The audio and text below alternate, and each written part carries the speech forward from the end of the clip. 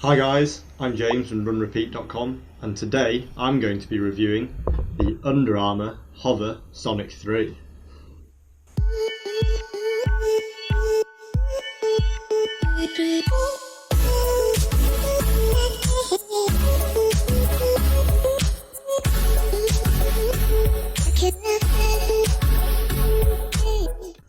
So let's start off with the upper. As you can see, some great material. It's called Under Armour microthread material, which is very lightweight, breathable, and as you can see, great colour scheme going on there as well. They've also matched the colour with the laces and the tongue.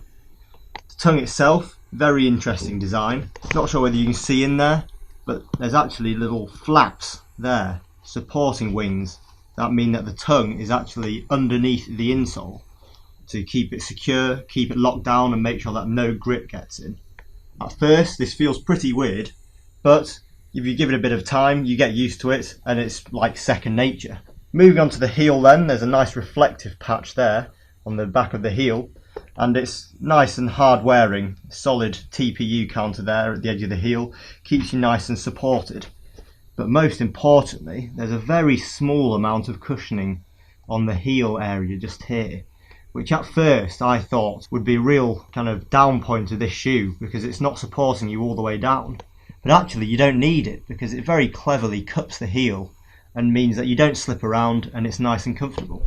Moving on to the midsole and the outer. So the midsole is obviously a very important part of the shoe. It's where you get all the cushioning, all the bounce back off the road, the energy return. And this is made of Under Armour's HOVR foam. So this has been a few shoes. I reviewed the Under Armour HOVR Infinites before, which were the same material, and although I liked them, I wasn't that impressed by it. But this material here, this HOVR foam on these Sonic 3s is absolutely brilliant. So the HOVR foam has a really great energy return, and at first I didn't kind of experience this because they just felt a little bit sluggish on my slower runs. But when I picked up the speed and I was doing 3 minute, 2 minute and 1 minute reps on the road, the midsole here provided me with some amazing energy return, and I was cruising along at sub 5 minute miles, even though these shoes are relatively heavy, without even thinking about it. It's also worth noting that there is a 10mm stack drop between the heel here and the forefoot here, but that's pretty standard in these kind of shoes and certainly nothing to worry about unless you're a real stickler for that kind of thing. So moving on to the outsole then. The outsole, very durable, hard blown rubber. So it's they've got high abrasion rubber here on the heel, and then they've got hard blown rubber all the rest of the shoe.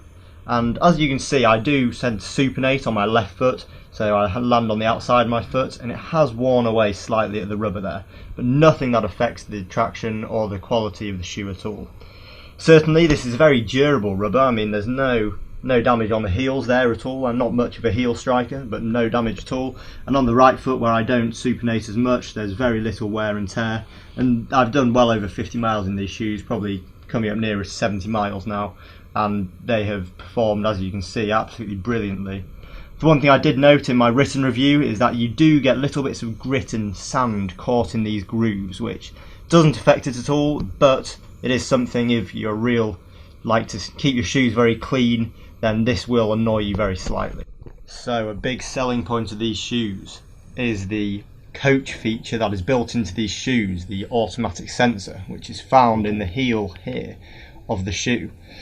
What it does, it counts your strides per minute, it counts where you've been, your distance, it can even sync to your phone via Bluetooth to the Under Armour app where you can get all your coaching insights, and you can also get them live when you're out on your run, which is absolutely amazing. But the coaching feature, really good. As I said, I've reviewed the Under Armour HOVR Infinites before, and the coaching feature there was amazing, but definitely these shoes are a step up again, not just on the coaching feature, but overall they're a brilliant shoe. So overall, what do I think of these shoes? Well, actually these are my second highest rated shoes on Run Repeat, behind the Brooks Ghost 11.